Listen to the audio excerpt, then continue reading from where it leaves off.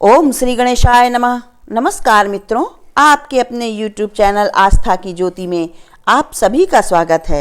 मित्रों, अगली कड़ी में मैं आपको होली दहन और होली का शुभ मुहूर्त और पूजा विधि बताने जा रही हूँ।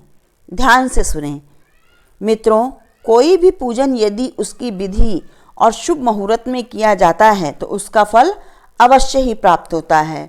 तो पहले मैं आपको शुभ मुहूर्त और पूजन विधि बताती हूँ, फिर कुछ सावधानियाँ भी बताना चाहती हूँ, क्योंकि एक छोटी सी गलती पूरे जीवन को नष्ट कर देती है। इसलिए पूरी वीडियो ध्यान से सुनें। अपने चैनल आस्था की ज्योति को लाइक, शेयर और सब्सक्राइब करें और बेल आइकन अवश्य दबाएं ताकि हमारा और आपका साथ सदैव बना रहे। मित्रों, जैसा कि हम सभी जानते हैं कि फागुन मास की होलिका दहन और दूसरे दिन होली मनाई जाती है। इस वर्ष होली 24 मार्च को सुबह 9:54 से शुरू होगी और दूसरे दिन 25 मार्च को 12:29 पर समापन होगा। होलिका दहन का शुभ समय मुहूर्त देर रात में 11:13 से 12:27 तक है, यानी होलिका दहन कुल 1 घंटे 54 मिनट में हो जाना चाहिए। होलिका दहन की पूजा करने के लिए सर्वप्रथम स्नान करें, फिर पूर्व या उत्तर दिशा की ओर मुख करके अपने आसन पर बैठें। पूजा करने के लिए गाय के गोबर से होलिका और प्रहलाद की प्रतिमा बनाएं।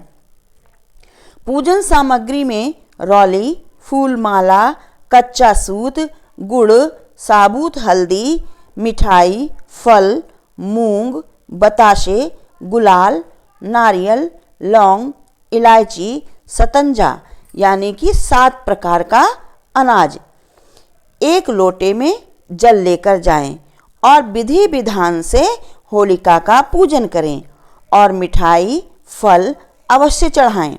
होलिका की पूजा के साथ ही भगवान नरसिंह की भी पूजा का विधान है और उनकी भी पूजा पूरी विधि विधान से करें और फिर होलिका के चारों ओर 7 बार परिक्रमा करें।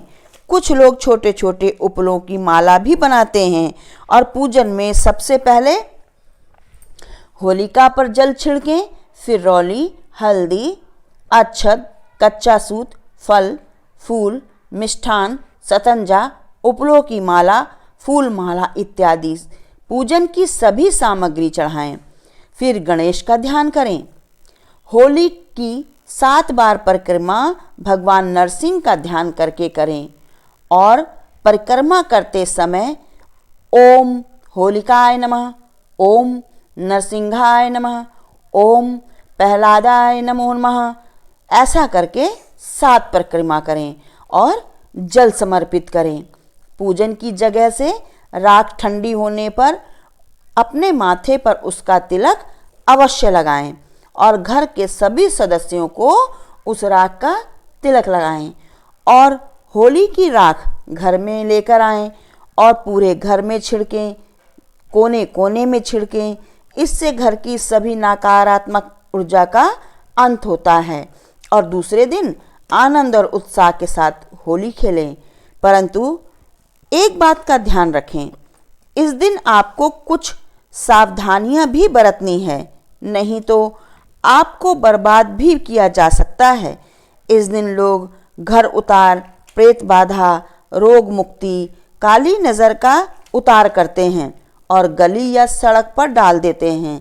तो आपको ध्यान से चलें और उसको लांघना नहीं है और किसी भी अपरिचित से ना तो गुलाल ही लगवाएं और ना ही उसके हाथ का कुछ मीठा खाएं, नहीं तो सोच लें वो तो आबाद हो जाएगा परंतु आप बर्बाद। इसके लिए सतर्क रहना भी अति आवश्यक है। मित्रों, मैं आप सभी को किसी अंधविश्वास में नहीं ढकेल रही हूँ, सिर्फ और सिर्फ सावधान कर रही हूँ, क्योंकि यदि भगवान है तो दानव भी है, अच्छाई है तो बुराई भी है, सज्जन है तो दुर्जन भी हैं। इसलिए सावधान रहें, सतर्क रहें और आनंद और उत्साह के साथ अपनी होली मनाएं। स्वस्थ रहें, खुश रहें, मस्त रहें। इसी कामना के साथ आज का संवाद यहीं समाप्त करती हूँ। अगली कथा में होली के मुख्य नायक प्रहलाद की कथा के साथ फिर मिलेंगे। तब तक के लिए जय माता दी। धन्यवाद मित्रों।